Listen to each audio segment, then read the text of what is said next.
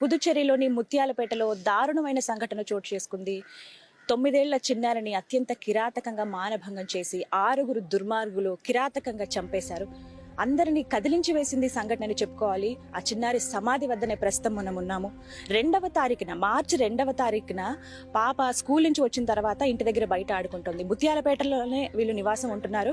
వారి తండ్రి ఒక ఆటో డ్రైవర్ అండి. చాలా చిన్న కుటుంబం వాళ్ళది, అందులోనూ నిరుపేదలనే చెప్పుకోవాలి. ముత్యాలపేట అక్కడంతా కూడా సాధారణంగా అంటే ఆటో డ్రైవర్స్ కానీ ఏమైనా కూలి పనులు చేసుకున్న వాళ్ళు వీళ్ళు ఎక్కువగా నివాసం ఉంటారు.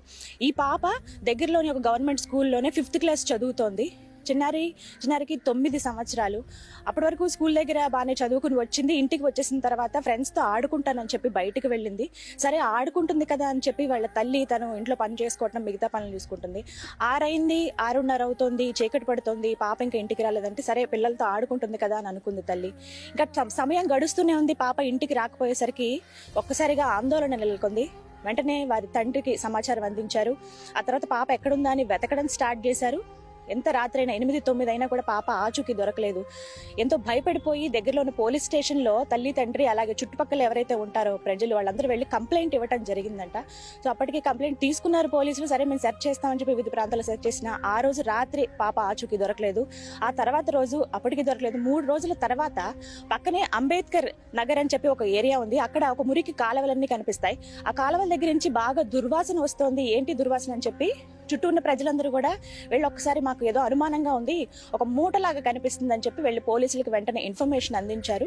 పోలీసులు వచ్చి ఆ మూట ఏంటని జస్ట్ బయటికి వెలికి తీశారు. తీగానే అందులో ఆ చిన్నారి చేతులు కాళ్ళు కట్టేసి కుళ్ళిపోయిన స్థితిలో ఉంది. అత్యంత దారుణమైన స్థితిలో ఉందని చెప్పుకోవాలి. అది విని ఆ వార్త విని ఎక్కడో ఇలా ఒక మూట దొరికిందంట, అదేమో మన చిన్నారిదేమో అని చెప్పి ఆ తల్లికి ఎవరు ఇన్ఫర్మేషన్ ఇవ్వగానే గుండెలు అవిసిపోయేలా రోధిస్తూ ఆ తల్లి పరిగెట్టుకుని అక్కడికి వచ్చి చూసేటప్పటికి ఎవరైతే పాప 2వ తారీఖున మిస్ అయిందో ఆ పాప మృతదేహమే అక్కడ మూటలో కనిపించింది. ఒక్కసారిగా అక్కడ ఉద్విగ్న భరిత వాతావరణం ఏర్పడిందండి. అందరూ కూడా గుమిగూడారు. అయ్యో ఇదేంటి స్థితి, ఎక్కడికో వెళ్ళిపోయిందో లేకపోతే ఎక్కడికైనా తప్పిపోయిందో అనుకున్నాం, కానీ ఈ విధంగా పాప విగత జీవిగా మళ్ళీ తిరిగి వస్తుందని చెప్పి ఆ తల్లి ఎంతగా రోధించిందో తండ్రి మాటలు వింటుంటే నిజంగా బాధ అనిపించింది. చుట్టుపక్కల ఉన్న ప్రజలందరూ కూడా ఒకటే, ఏంటి ఈ దుర్మార్గం. అయితే ఎవరి అఘాయిత్యానికి పాల్పడారంటే మొత్తంగా 6 దుర్మార్గులు ఈ అఘాయిత్యానికి పాల్పడినట్టుగా చెప్తున్నారు. సీసీటీవీ కెమెరాస్ గానీ ఆ ఫుటేజ్ లో చూస్తే ఇద్దరు అనుమానంగా కనిపించారు. వారిద్దరిని పోలీసులు అరెస్ట్ చేయటము, వాళ్ళిద్దరు కూడా మైనర్లు అని చెప్తున్నారు. మొత్తంగా ఈ దారుణానికి ఎవరైతే పాల్పడ్డారో 6, అందులో 56 సంవత్సరాల వ్యక్తి ఒకరు ఉన్నారండి. నిజంగా మన సిగ్గుతో తల దించుకోవాలి. 56 సంవత్సరాల వ్యక్తి 9 ఏళ్ల చిన్నారిపై ఇలా అఘాయిత్యానికి పాల్పడ్డం నిజంగా ఎంత దుర్మార్గమైన చర్య. ఎంత మనసు లేదో ఆ వ్యక్తికి, కనీసం మనిషేనా అని అడగాలనిపిస్తోంది నిజంగా. ఇంకొకటి ఏంటంటే అందులో 3 మైనర్లు అని చెప్తున్నారు. దొరికిన ఇద్దరు కూడా గంజాయి మత్తులో ఈ విధంగా చేశామని చెప్పి పోలీసుల దగ్గర ఒప్పుకున్నారు. ఆ తర్వాత మిగతా వాళ్ళ గురించి కూడా సెర్చ్ చేస్తున్నారు. కానీ నిజంగా ఎంత దారుణమైన ఘటన అంటే ఇక్కడ ప్రజలందరూ కూడా ఒకటే చెప్తున్నారు, ఒక్కసారి ఆ నిందితుల్ని పోలీసులు కానీ చట్టాలు కానీ కోర్టులు ఇవన్నీ మాకు అవసరం లేదు, వాళ్ళని మాకు అప్పగించండి, వాళ్ళ సంగతి మేము చూస్తామని ఇక్కడ ర్యాలీలు కూడా నిర్వహించారు. మామూలుగా పుదుచ్చేరి అంటే ఇక్కడ టూరిస్ట్ ప్లేస్, ఇది చాలా మంది వేరే వేరే దేశాల నుంచి వస్తారు. వాళ్ళు కూడా వచ్చి ఆ ర్యాలీలో పాల్గొని ముక్త కంఠంతో ఒకటే చెప్పారు, అలాంటి దుర్మార్గుల్ని బతకనివ్వద్దు అని చెప్పి. సో ఇవన్నీ దృష్టిలో పెట్టుకుని ఇక్కడ గవర్నమెంట్ కూడా ఒకటే చెప్పింది, ఫాస్ట్ ట్రాక్ కోర్టు ఏర్పాటు చేశాము. ఒక 7 రోజుల్లోనే ఎవరైతే నిందితులు ఉన్నారో వాళ్ళని ఖచ్చితంగా శిక్ష పడేలాగా చేస్తాము, వాళ్ళకి కఠిన శిక్ష ఉంటుంది అని చెప్పి గవర్నమెంట్ తరఫు నుంచి హామీ ఇస్తున్నారు. ఏదేమైనా కానీ ఆ చిన్నారి ప్రాణం ఈ విధంగా పోయిందంటే నిజంగా బాధ అనిపిస్తోంది. కానీ ఒకసారి ఆ పాప ఫోటో చూస్తే నిజంగా గుండె తరుక్కుపోతుందండి. అంటే ఎంత హింసించారు ఆ పాపని. అప్పటి వరకు ఆడుకుంటున్న చిన్నారి, 9 ఏళ్ల చిన్నారి, తను 5th క్లాస్ చదువుతోంది. చక్కగా అటు బుక్ అంటే కనీసం అభం శుభం కూడా తెలియదు ఆ చిన్నారికి. ఆ దుర్మార్గులకి ఎలా మనసు వచ్చిందో, ఇంత అఘాయిత్యానికి ఎలా పాల్పడ్డారో. ఎన్ని దారుణాలు చూస్తున్నాం మనం. ఒక దిశ సంఘటన కావచ్చు, నిర్భయ సంఘటన కానీ, ఇవన్నీ ఇంకా మరిచిపోక ముందే ఇంకొకటి జరుగుతూనే ఉన్నాయి. నిజంగా ఆడపిల్లలకి ఎక్కడ రక్షణ లేకుండా పోతుందనేదే ఇలాంటివి జరిగినప్పుడు అనిపిస్తుందండి.